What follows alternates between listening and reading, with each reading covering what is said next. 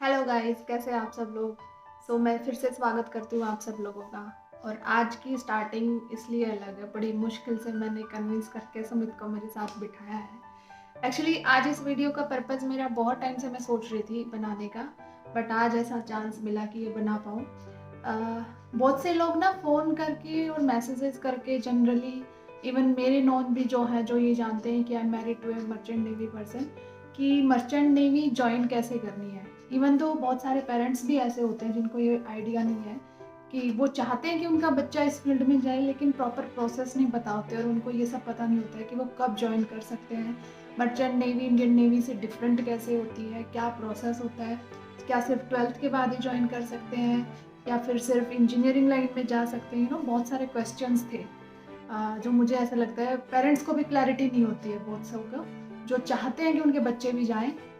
मैंने इनको यही कह के कन्विंस किया कि जो दो चार नॉर्मल जो जनरल क्वेरीज सबके दिमाग में रहती हैं कि थोड़ा सा ब्रीफ कर पाएँ तो शायद किसी की हेल्प हो पाए और किसी को थोड़े गाइडलाइंस मिल पाए और आइडिया हो पाए कि कैसे कर सकते हैं। मेरा स्वागत कर देती हूँ मैं इनका मेरे चैनल पे।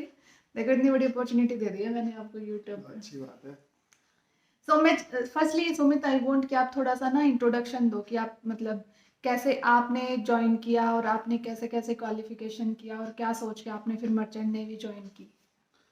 मैंने ज्वाइन किया था 2000 फर्स्ट शिफ्ट ज्वाइन किया था 2014 में। बट उससे पहले भी मेरा जो सिलेक्शन हुआ था वो मेरे इंजीनियरिंग कॉलेज से हुआ था, प्लेसमेंट के थ्रू। तो 2012 में, तो उसके 2012 में मैंने एडमिशन लिया था इस फील्ड में।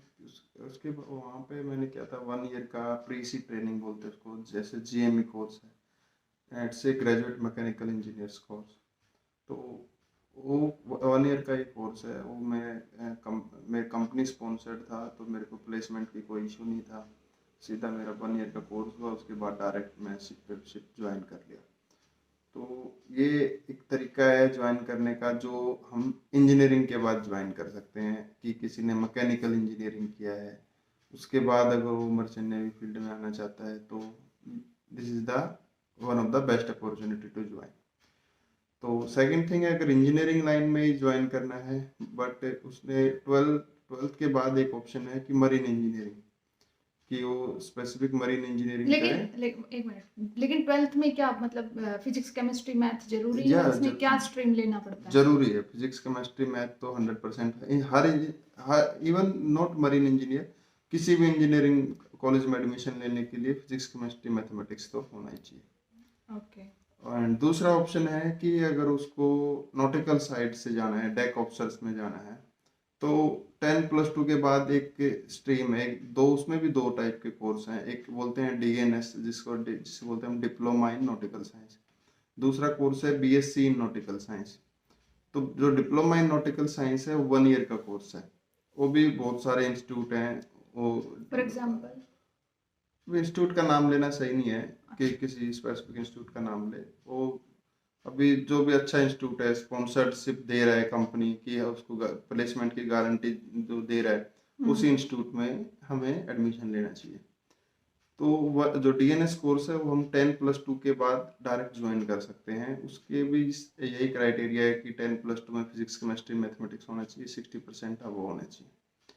तो और डीएनएस का जो 1 ईयर का कोर्स बता रहे हो, इसके एक्सपेंसेस मतलब अप्रोक्स कितने हो सकते हैं? एक साल की फीस अगर मैं एवरेज कॉलेज से बात करूं या टॉप कॉलेजेस की बात करूं तो कहाँ इसकी से जो कहाँ फीस हो? है, एवरेज फीस है वो I think 5 to 6 lakhs, may be more than that. Maximum I think 6 to 7 lakhs। अच्छे अच्छे इंस्टीट्यूट की जो बात कर रहा हूँ, तो उनके अंदर बट ये है कि 100% सिक्योर प्लेसमेंट है कि हम उसके अंदर, बट एडमिशन होना ही इनिशियली में ही थोड़ा टफ रहता है। बट अगर वो सब स्टेप्स हम क्लियर कर जाते हैं तो इट्स गुड। तो उसके बाद कोई प्लेसमेंट की कोई टेंशन नहीं है, कि आराम से फिर अपना करियर सिक्योर हो जाता है। ओके।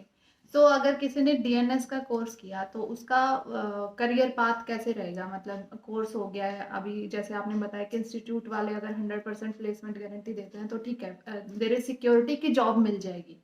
लेकिन उसके बाद में उनका जो हायरार्की लेवल और करियर ग्रोथ जो होगा वो कैसे रहता है, कि वो किस लाइन में रहेगा फिर? इनिशियली जो डीएनएस के बाद जो फर्स्ट शिफ्ट ज्वाइन करते हैं वो एज ए कैडेट ज्वाइन किया जाता है। तो उसको कैंडिडेट को 18 मंथ्स एज ए कैडेटशिप पे बिताना पड़ता है। मिनिमम रिक्वायरमेंट टाइम है to give an officer level examination. तो 18 मंथ्स का सी टाइम चाहिए एज ए कैडेट। और कैडेट में उनको कंपनी डिफरेंट कंपनी डिफरेंट, इसको सैलरी नहीं बोलते, इसको हम सैलरी नहीं बोल सकते। ये 18 मंथ्स के लिए स्टाइफंड है जो कि कंपनी देती है। ये डिपेंड करता है कंपनी टू कंपनी। नॉर्मल 200 से लेकर $400 पर मंथ तक उनको देती है एज ए कैडेट। तो उसके बाद जब ये सब पास हो जाते हैं 18 मंथ्स उनके, 18 मंथ्स का भी अभी ऐसा नहीं है कि एक साथ ही 18 मंथ्स पे चले जाते हैं, ऐसा नहीं होता है कि इसमें भी जैसे 6 मंथ का कॉन्ट्रैक्ट होता है आजकल। जनरली पहले 9 मंथ का होता था इनके लिए, अभी 6 मंथ्स का ये कंपनी देती है। 6 मंथ के तीन बार उनको शिप करने पड़ेंगे। अच्छा। तो 18 मंथ्स होने के बाद उनको एग्जाम देना है। एग्जाम जैसे हम MMD है हमारे मरीन मर्केंटाइल डिपार्टमेंट, इनके अंदर हमारे एग्जामिनेशन होते हैं। वो एग्जामिनेशन क्लियर करने के बाद फिर उनके पास COC आ जाती है। COC के बाद as a third officer join होता है। तो वहां से करियर एक स्टार्ट हो जाता है थर्ड ऑफिसर के बाद। थर्ड ऑफिसर के बाद ऐसे ही फिर कुछ मंथ्स 12 मंथ्स के बाद या 18 मंथ्स के बाद ऐसे फिर सेकंड ऑफिसर, फिर उसके बाद फिर एग्जामिनेशन देना पड़ता है। एग्जामिनेशन होंगे, फिर फेज 1 फेज 2 ये पास करने के बाद फिर चीफ ऑफिसर के बाद फाइनली फिर एग्जामिनेशन, उसके बाद कैप्टन। तो वह एक कैडेट अगर ज्वाइन करता है तो ऑन एन एवरेज आज की डेट में, अभी प्रमोशन थोड़ा स्लो है तो फिर भी हम माने तो 12 to 15 ईयर्स में फ्रॉम कैडेट ही कैन तो बिकम ए कैप्टन कैप्टन। बन तो सकते दिस हैं। Is the path of A cadet. Okay. और अगर ये जो इंजीनियरिंग फील्ड का है, ये इसमें अगर जाते हैं, फॉर एग्जांपल किसी ने बीटेक कर लिया है, मैकेनिकल से कर लिया है, अभी वो चाह रहा है इंसान कि मेरे को अब मर्चेंट नेवी ज्वाइन करनी है, तो उसके लिए क्या गाइडलाइंस है? उसे कोई एग्जाम देना पड़ेगा? कैसे वो एडमिशन ले सकता है? कैसे वो मतलब ज्वाइन कर सकता है?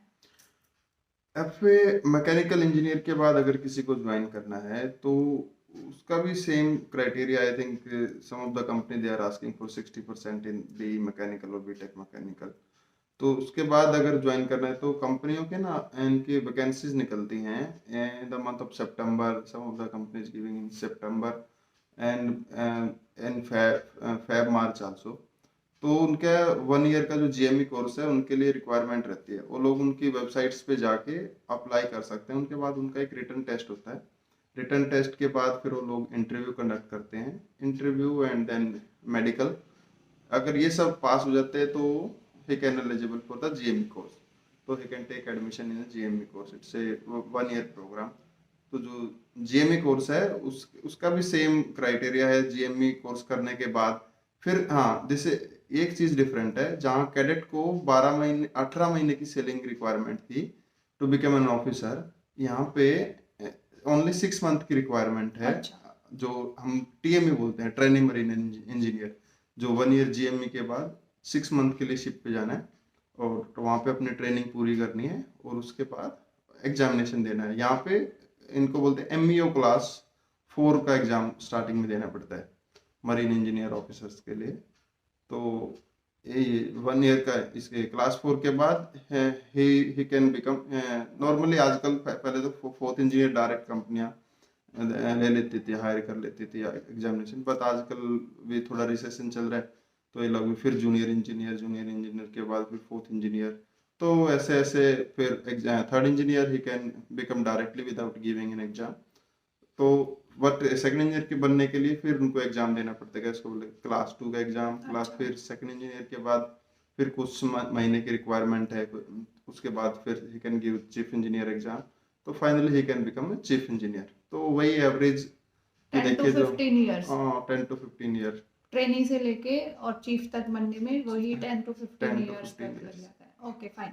अभी देखो, जैसे फॉर एग्जांपल इंजीनियरिंग वगैरह में हम लोग जाते हैं, बच्चा ज्वाइन करता है तो कॉमन एग्जाम सबको पता है, ये चीज़ JEE दे लो, AIEEE दे लो, बहुत सारे एग्जाम्स है कि वो कॉमन एग्जाम्स है, वो देने हैं भाई, उसकी प्रिपरेशन करनी है और वो क्लियर करके आपको किसी कॉलेज में या इंस्टीट्यूट में एडमिशन मिल जाएगा। लेकिन इनमें जैसे आपने बताया कि अलग अलग कंपनियां GME कोर्स के लिए भी लोगों को एंट्रेंस देना पड़ता है, तब वो हायर करती हैं, फिर वो अपनी कंपनी में उनको जॉब देती हैं एज ए प्लेसमेंट। लेकिन ये कंपनीज, जैसे मुझे कोई आइडिया नहीं है, I am a blank person, मैं फ्रेश हूँ, अभी मैंने 12th की, अब मुझे हम्म, समझ नहीं आ रहा है कि मैं कैसे जाऊँ डीएनएस के लिए, कैसे कौन सी कंपनीज में मुझे अप्लाई करना चाहिए, उसके बाद में एंट्रेंस में कैसे तैयारी करूँ और कब उसका एग्ज़ाम होगा, उसके बाद में क्या कोई इंटरव्यू भी होता है, क्या है इस प्रोसेस, वो कैसे होगा? अभी कुछ अच्छी कंपनी की बात करें कि एंग्लो ईस्टर्न एक अच्छी कंपनी है, तो डायरेक्टली एंग्लो ईस्टर्न पे हम लोग अप्लाई कर सकते हैं उनकी वेबसाइट पे जाके।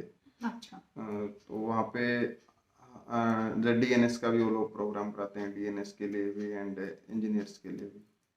तो ऐसे ऐसे डिफरेंट कंपनियां हैं, अच्छे अच्छे मरीन इंस्टीट्यूट भी हैं जिनमें हम अप्लाई करते थे, जैसे आईएमएस गोवा से। हाँ, आईएमएस गोवा। तो it's correct. A very good institute. तो वहाँ पे समुद्रा भी है एक, समुद्रा इंस्टीट्यूट आल्सो, पुणे, पुणे में है जो, आई थिंक, है ना? रेजिन लोनावला। लोनावला, पुणे, या। सो ओके, तो लोगों को ठीक है, मैं ये इंस्टीट्यूट की, अगर किसी ने कमेंट किया, किसी को लगा कि एक दो कंपनीज या इंस्टीट्यूट के बारे में बताना चाहिए और उनकी क्या प्रोसेस है, टाइमिंग क्या है, तो आप लोग प्लीज़ कमेंट बॉक्स में मुझे बताना। In next part I definitely ask him to give more details about it.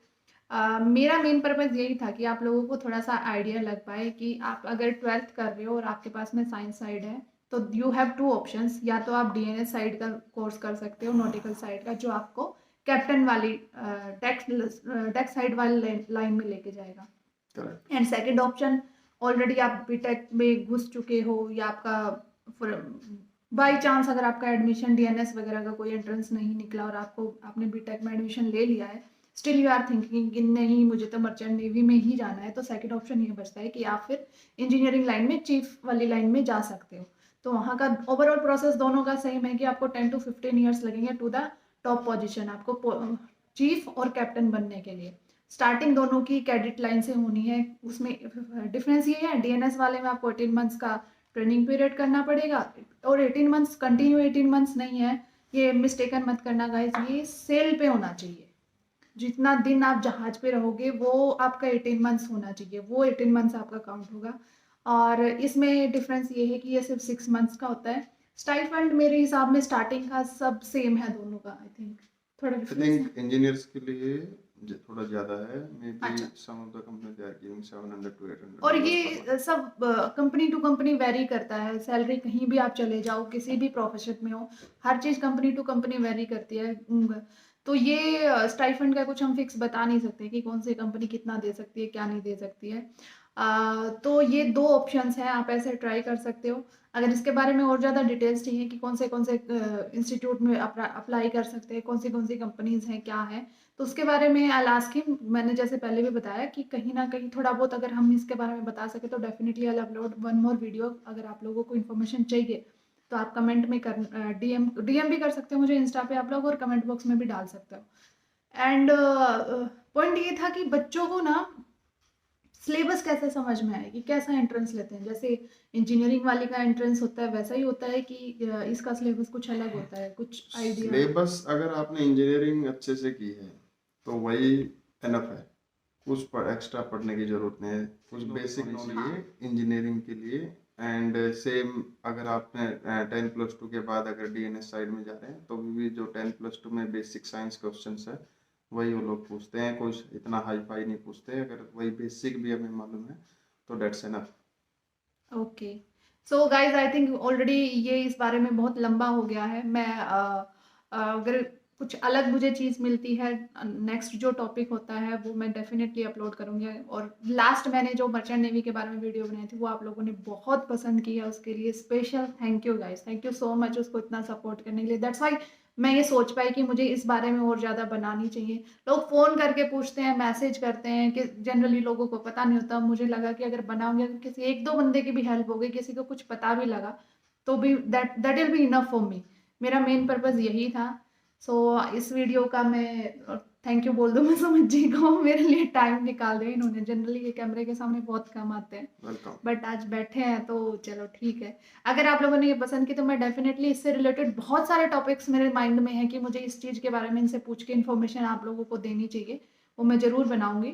और तो यहीं पे कर देती हूँ अभी मैं and. Thank you so much guys, फिर मिलेंगे आपको नई इन्फॉर्मेशन के साथ में। तब तक के लिए शेयर कर दो, लाइक कर दो, अच्छी लगी तो डेफिनेटली सब्सक्राइब जरूर कर दो।